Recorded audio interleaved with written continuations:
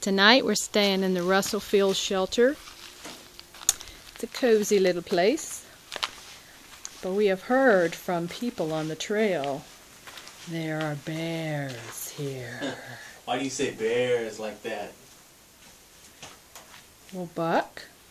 Well, we talked to the guy who talked to a guy who stayed here last night that had a bear come to the shelter. And the log's full of stories about bears.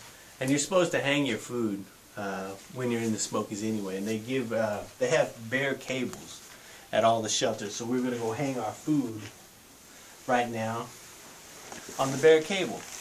Hey, come with me, shall you? Come. Well, this way. Come, my lady, come, my lady. Alrighty. No copyright infringement. So, and this isn't even all of our food because we still got to cook our dinner yet. So we got our dinner in there still. But the bear cables, I guess they're at all the shelters in the Smokies, and we found cables at a lot of the shelters outside the Smokies too. But in the Smokies, you know, the bears, they're used to, you know, no matter how careful people are, you know, bears associate people with food. And there's a story in here about some guy got his pack stolen by a bear, but you know, that's like an urban legend. Who hasn't heard that story?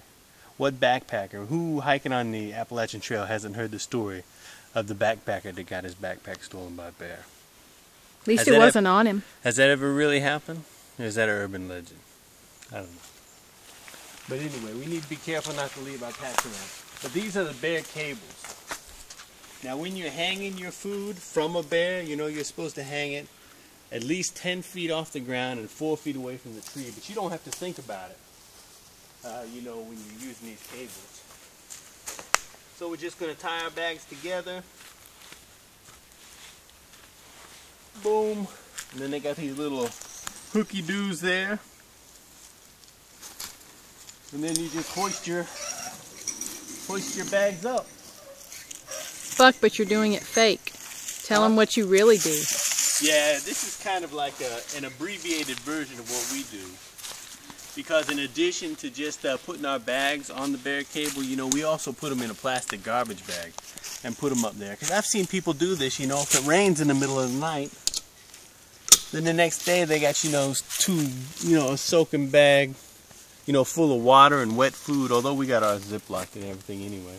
Plus, we had folks that hung it just like this, now, and the vermin's got it, the little squirrels. Yeah, you still got my stuff. But no, go back. I want to demonstrate. I want to demonstrate how this would work if a bear actually came. Yeah. You see, like if I was a big bear, trying to get this look. Or a slee stack. I couldn't get the food, you know. But if you didn't clamp this, which some people do, they do pull on the cables and bring it down. I've heard that. They've said that, you know, the bears, you know, because bears are smart, I guess. But anyway, that's what we do with our food in the national park, because we don't want, you know, we don't want the bears to get our food, and we don't want a G-man to come by and give us a big ass fine. That's the main thing. It's all economics. Yeah, you do this in every place we go with the plastic bag for vermin, rain, and the bears. For the packs. Why would we make bears sound so scary? That's a slee stack. Anyway. I don't know why you're talking about bears. We got to go cook our dinner now. Come on. And that's what it looks like in all its garbage bag splendor.